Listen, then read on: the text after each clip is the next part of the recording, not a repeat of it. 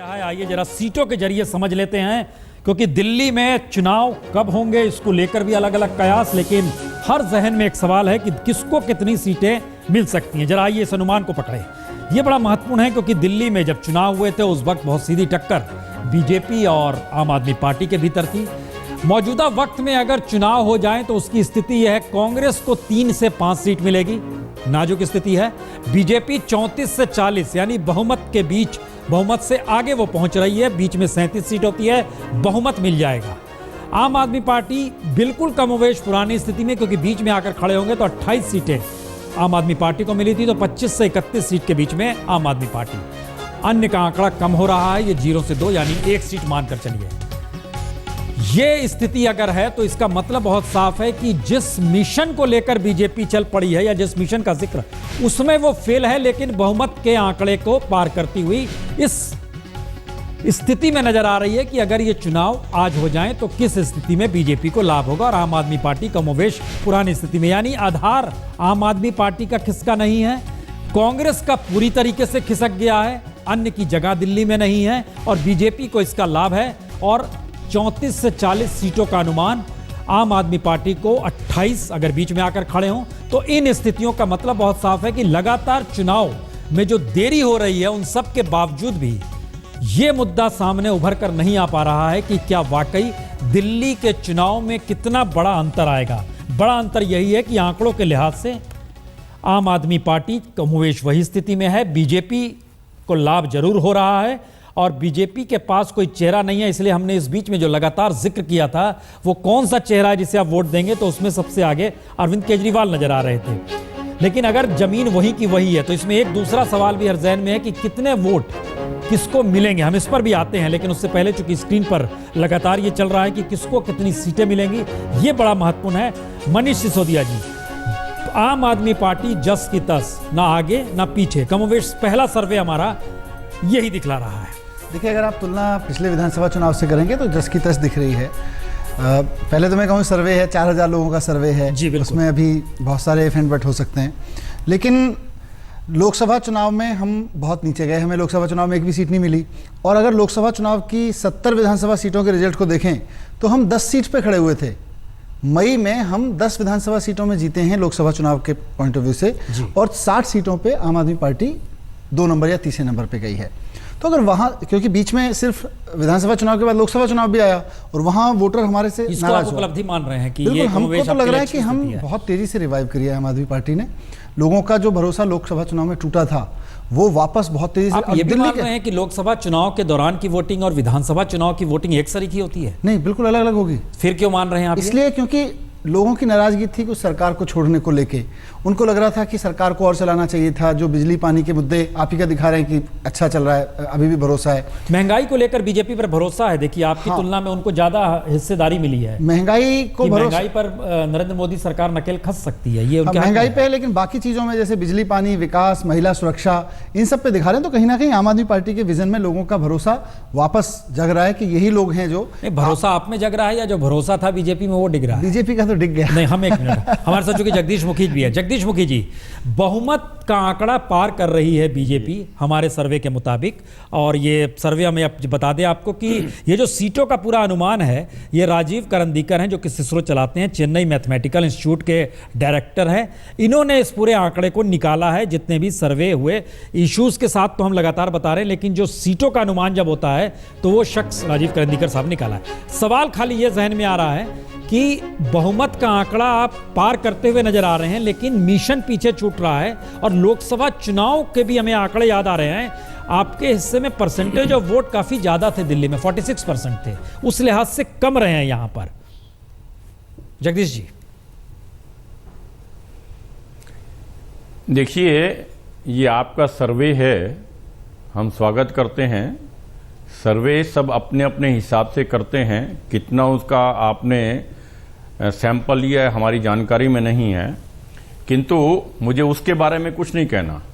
सर्वे हमने भी कराया है जी। हमारे सर्वे के हिसाब से हमें कम से कम 55 सीटें जीतते हुए नजर आ रहे हैं उसमें। तो सर्वे अलग अलग हो सकता है, मुझे उसके बारे में कमेंट नहीं करना है, किंतु मैं इतना कहना चाहता हूं ये जो आप कह रहे हैं कि लोकसभा के अंदर जो हमें वोट मिला है जी, उसी के आसपास वोट हमें मिलने वाला है। भारतीय जनता पार्टी ने अपनी साख बहुत ज्यादा बढ़ाई है, ये कह करके जब हमारे उस समय नेता डॉक्टर हर्षवर्धन थे तो उन्होंने स्पष्ट कह दिया था जाकर के, जब उन्हें बुलाया गया सरकार बनाने के लिए लार्जेस्ट पार्टी होने के नाते, हमारे पास गणित पूरा नहीं है, हम जोड़ तोड़ के सरकार बनाने के हक में नहीं है। आज दिल्ली के लोग इस बात को महसूस करते हैं, एक तरफ भारतीय जनता पार्टी का ये कैरेक्टर और दूसरी तरफ केजरीवाल साहब ने, उधर तो आपने पिटीशन डाल दी सुप्रीम कोर्ट के अंदर कि डिसॉल्व करो असेंबली को, और इधर एलजी को जाके चिट्ठी दे दी कि डिसॉल्व मत करो, मैं फिर से जोड़ तोड़ करके सरकार बनाऊंगा। यानी इस प्रकार का जो उनके एक डुअल कैरेक्टर नजर आता है इन चीज से, उसके कारण दिल्ली की जनता ने इस पे आ रहे हैं, एक मिनट हम इस पे आ रहे हैं, हम जरा सा एक चीज जगदीश मुखी जी, हम इस पे आ रहे हैं। आप जो जिस बात का जिक्र कर रहे हैं, हमारे साथ जयप्रकाश अग्रवाल जी कांग्रेस के नेता भी जुड़े हुए हैं, लेकिन एक चीज आपने अच्छा जिक्र किया कि आपने अपने सर्वे कराया और आपको 55 सीट मिल रही है। लोकसभा चुनाव में आपको 46% वोट मिले थे। हम जरा अभी के परसेंटेज एक दिखला दें, जिससे एक तस्वीर और साफ होगी कि अभी कितने परसेंटेज इस सर्वे के मुताबिक है और वो कितना बड़ा डिफरेंस हो सकता है या आ रहा है। ये परसेंटेज, ये तो सीटों का हिस्सा है जिसमें हम लगातार आपको दिखला रहे हैं कि 3 से 5 सीट कांग्रेस के हिस्से में आ रही है, बीजेपी 34 से 40, आम आदमी पार्टी 28 का आंकड़ा। ये देखिए परसेंटेज जो है, कांग्रेस बहुत तेजी से नीचे गिरी है, 16% वोट उसके हिस्से में, यानी 8.5% कम हो रही है। बीजेपी के परसेंटेज ऑफ वोट बढ़ रहे हैं 5.9%, यानी वह 39% तक पहुंच रही है। लोकसभा चुनाव में ये 40% था, उस लिहाज से अगर समझे तो कम है, लेकिन पिछले चुनाव की तुलना में बढ़ी है। आम आदमी पार्टी को सबसे ज्यादा लाभ है 6.5%, लेकिन वो बीजेपी से कम है 3%, वो 36% तक ही पहुंच रही है, और अन्य 9% उसके हिस्से में भी कमी आई है। एक दो सवाल जहन में साफ होने चाहिए कि 46% वोट के साथ 60 सीटें बीजेपी जीत सकती थी, और 55 सीट अगर बीजेपी कह रही है कि हमने अपना सर्वे किया और 55 सीट जीत रहे हैं, तो उस मैसेज का मतलब यह है कि बीजेपी के परसेंटेज ऑफ वोट 46% से कुछ कम होंगे, क्योंकि 46% में लगभग 60 सीटें आती हैं। लेकिन इससे इतर हटके एक सवाल, चूंकि जयप्रकाश अग्रवाल जी, हम आपके पास एक मिनट आ रहे हैं। जयप्रकाश अग्रवाल जी, कांग्रेस के वोट खिसक के बंट रहे हैं बीजेपी और आम आदमी पार्टी में, और कांग्रेस इतने लंबे वक्त के बाद भी उबर नहीं पा रही है। आप जब नहीं थे तो हमने चेहरे कुछ दिखलाए थे, उसमें मुख्यमंत्री पद के हिसाब से कांग्रेस के हिस्से में शीला दीक्षित को सबसे ज्यादा वोट मिला था, उसके बाद माकन साहब और लवली का नाम आ रहा था। स्ट्रेटजी कांग्रेस की सही नहीं है क्या?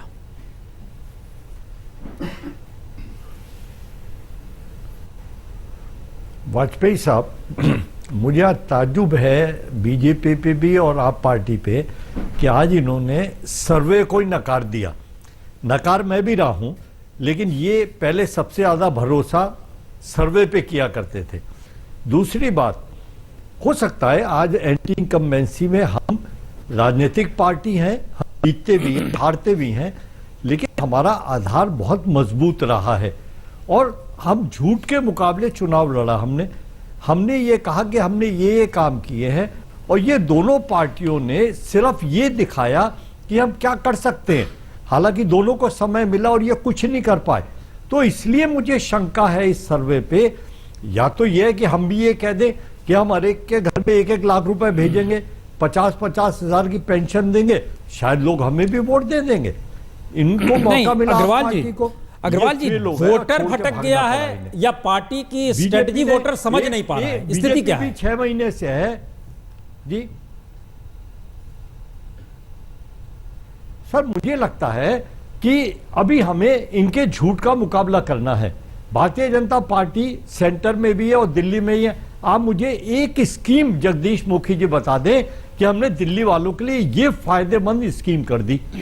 आज आप पार्टी भी खड़ी है, ये दोनों खड़े हैं, ये बता दें तो मैं ये कह दूंगा कि हाँ साहब हम गलत हैं। आपको बतलाता हूं अभी कितनी स्कीम सारी स्कीमें हमारी हैं, हमारी कोई स्कीम बदली नहीं, इन्होंने कोई नई स्कीम। मुखी साहब प्लीज, जब आपका मौका है बोलना, आप एक सीनियर आदमी है, कोई नए आदमी नहीं है। मैं आपको जब आप बोलेंगे मैं नहीं बोलूंगा। आपने सवाल मेरे से कहा है ना जी, एक भी स्कीम नहीं आपने जो सवाल हमारी बनाई हुई थी हमारी सरकार की 15 साल में। मुखी साहब प्लीज, मुखी साहब आप आएगा आपसे, वाजपेयी साहब आएंगे आपके पास, तो ये कुछ नहीं कर पाए, ये भी फेल हो गए। और एक सबसे बड़ा उदाहरण दे दूं वाजपेयी साहब, इन्होंने कहा 30% बिजली के दाम कम करेंगे अगर दिल्ली में हमारी सरकार आ गई। ऊपर भी ये बैठे, नीचे भी ये बैठे, मुखी साहब भी यहीं बैठे, मुझे बता दीजिए 30% दाम कम कर दिए? जो उन्होंने कहा था 50% कम करेंगे आप पार्टी ने, क्या कर दिए?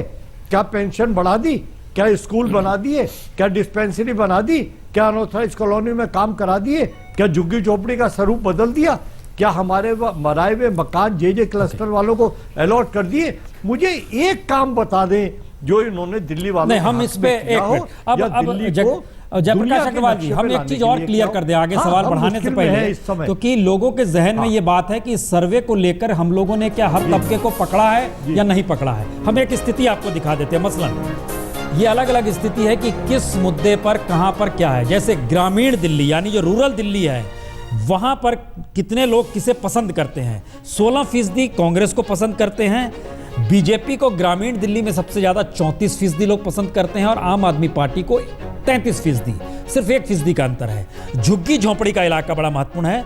18% कांग्रेस को पसंद करते हैं, 34% बीजेपी को पसंद करते हैं, लेकिन आम आदमी पार्टी को 39% यहां पर ज्यादा लोग पसंद करते हैं।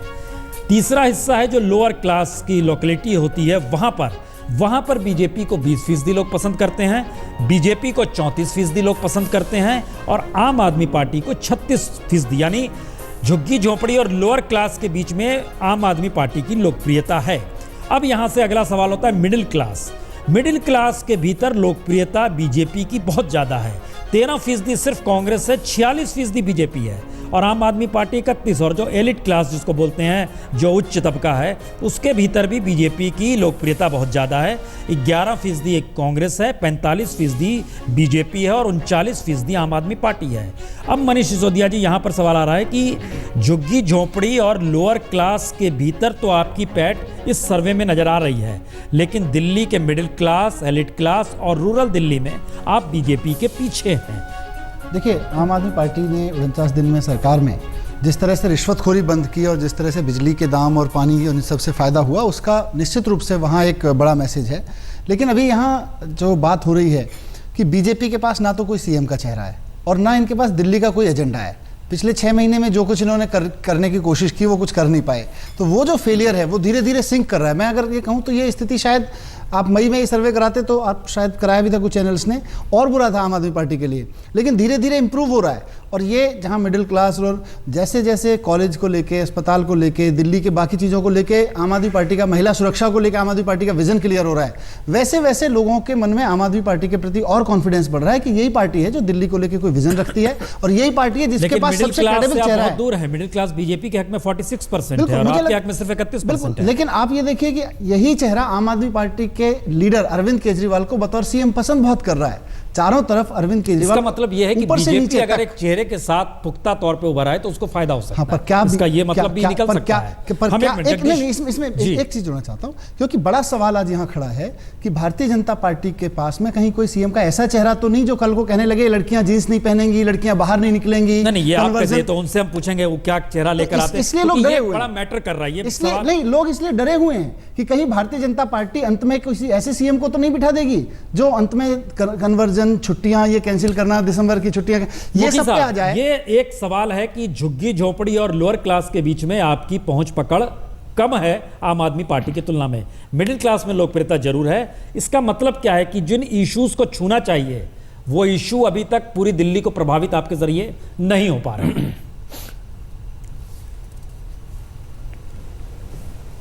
मुखी साहब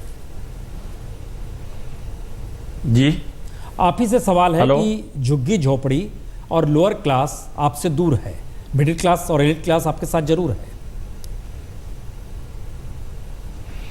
देखिए, पहले मैं जवाब देना चाहूँगा, 2-3 बातें पहले आई हैं। अग्रवाल साहब ने ये कहा है कि एक काम बताएं जो इन्होंने 2-3-4 महीने के अंदर, 5 महीने के अंदर किया हो। मैं उनको उदाहरण देना चाहता हूँ।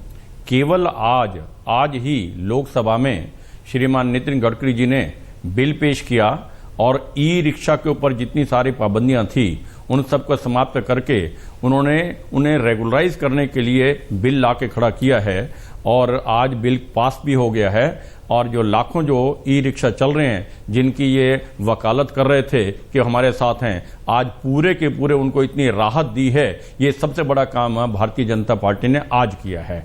इससे 4 दिन पहले आपने देखा होगा अर्बन डेवलपमेंट मिनिस्टर श्रीमान अपने वेंकैया नायडू जी ने बिल पेश करके आने वाले 3 साल तक के लिए जिन लोगों के ऊपर इन्होंने नोटिस दे रखे थे, डेमोलिशन के नोटिस दे रखे थे या अपने सीलिंग के नोटिस दे रखे थे अनऑथराइज कॉलोनीज के अंदर या अनाधिकृत रेगुलराइज कॉलोनी के अंतर्गत या इवन अप्रूव्ड कॉलोनीज के अंतर्गत, उन सबको राहत दी है पूरे दिल्ली वासियों को।